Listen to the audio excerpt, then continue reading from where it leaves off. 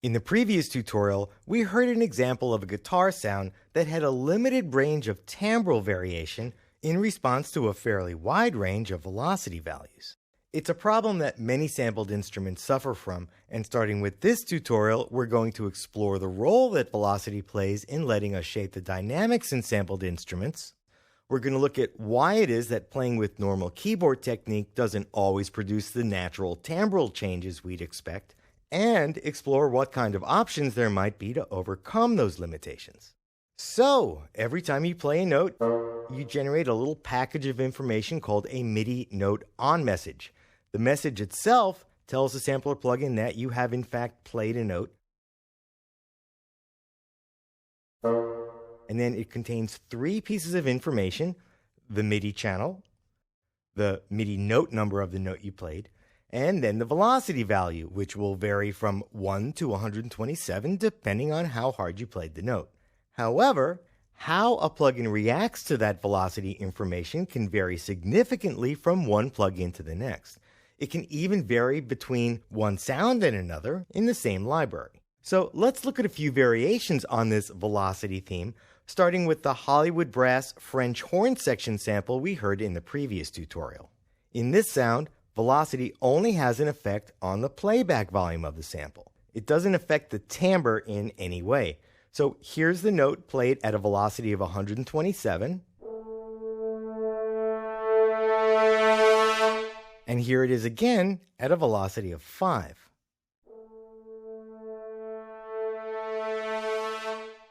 So whether the velocity is high or low, you're getting the same sound, just at different volume levels.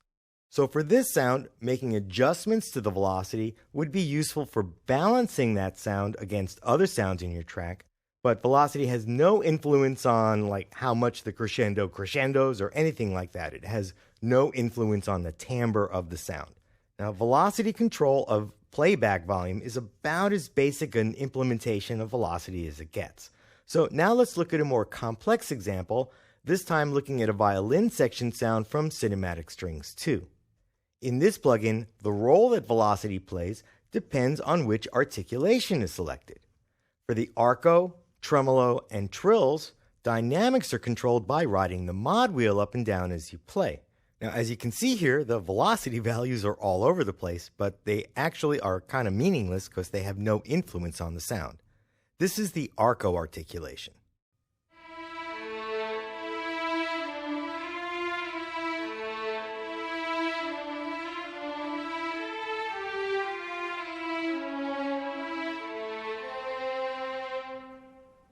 Now for the arco, tremolo, and trill articulations, there's an optional feature called the staccato overlay. And if you turn that on and play at velocities higher than 60, it will mix in an accent or staccato sample, which itself is velocity sensitive.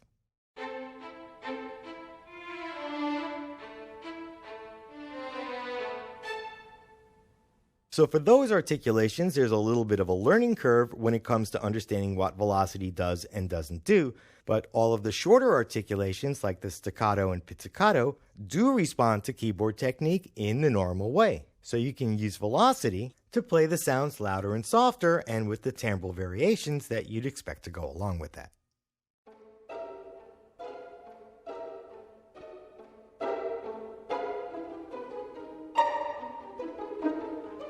Okay, thanks. I think we got it. No, we got what we need. Thank you. We got it, right? Yeah, okay. Thank you. Thank you. Thank you. Well, I guess you can't fault them for being dedicated. Anyway, as you can see, velocity is implemented in different ways in different plugins. And I don't know about you, but it seemed to me that those pizzicato samples had a much wider dynamic range and degree of tonal variation as compared to the guitar piece that we heard in the previous tutorial.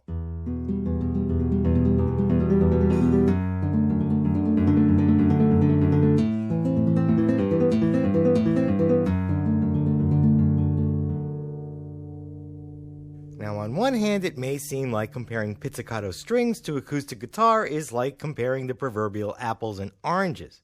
But in the next tutorial, where I talk about velocity switching, I think you'll see why it's a fair comparison. Apples really aren't that far apart from oranges, and vice versa, and something like that.